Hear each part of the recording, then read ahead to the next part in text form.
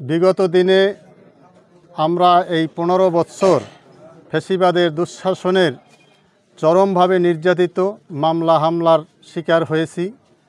আমি দীর্ঘ 9 বছর পরে বাড়ি আসছি। আমাদের এলাকার অনেক ছেলেরা যারা বিএনপি করত দেশ ছাড়া হয়ে গেছে, বিদেশে চলে গেছে, কিছু এলাকায় আছে খুব দুর্বল অবস্থায়। আমরা তাদেরকে আগামী ফেব্রুয়ারিতে নির্বাচনের উপলক্ষে আমরা তাদেরকে সংগঠিত করার চেষ্টা করছি। সেই সংগঠিত করার ধারাবাহিকতায় গত 17 তারিখে আমাদের এলাকায় আনিসুর রহমান তালুকদার খোকনের একটা সাংগঠনিক প্রোগ্রাম ছিল। সেই প্রোগ্রাম উপলক্ষে আমাদের ছাত্রদল যুবদলের ছেলেবানরা তারা উজ্জীবিত হয়ে বিভিন্ন পোস্টাল ফেস্টুন রাস্তাঘাটে লাগাইছিল এবং আমাদের ইউনিয়নের প্রধান কার্যালয় অনেকগুলো পোস্টার লাগাইছিল।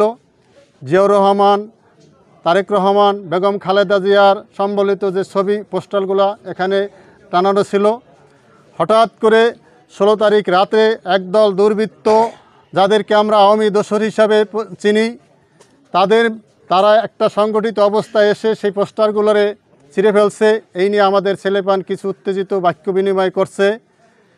তার এই ধারাবাহিকতায় 17 তারিখ, যেই দিন আমাদের সাংগঠনিক প্রোগ্রাম ছিল চর আলিমাবাদে, সেই সুযোগে তারা আমাদের যেই ছাত্রদল এবং যুবদলের কামাল, রাকিব, এদেরকে রাসেলকে অতর্কিত আক্রমণ করছে, তাদেরকে রক্তাক্ত জখম করছে, তাদেরকে মাথায় যে আঘাত করছে, যে কোনো সময় তারা সেই মৃত্যুর ঝুঁকির মধ্যে ছিল।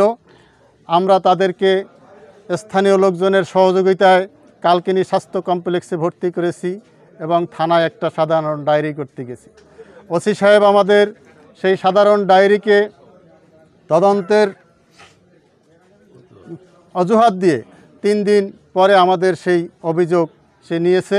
পাশাপাশি যারা এই ঘটনা ঘটাইছে, যেই অন্যায় অবিচার আমাদের ছেলেদের উপর করছে, নির্যাতন করছে, তাদের থেকেও আবার একটা লুট মামলা নিছে। শুনেছি আমি তাদের থেকে একটা লুট মামলা নিছে। তারা নাকি তাদের দোকানে লুটপাট করছে, যার কোনো বাস্তবতা নাই। এটা সম্পূর্ণ মিথ্যা এবং ভিত্তিহীন। আমি সাংবাদিক বন্ধুরা আপনাদের মাধ্যমে এর সঠিক তদন্ত এবং যে আইনের সঠিক বিচারটা আমরা চাই। যে 15 বছরে যে নির্যাতনের শিকার হয়েছি, আজকে কোনো সরকার, যে সরকার আছে, সেই সরকারের কর্তৃকও যদি, এই প্রশাসন কর্তৃক যদি আমাদের ছেলেপান আজও এইভাবে নির্যাতিত হতে থাকে, তাহলে আমরা আসলে কোথায় যাব?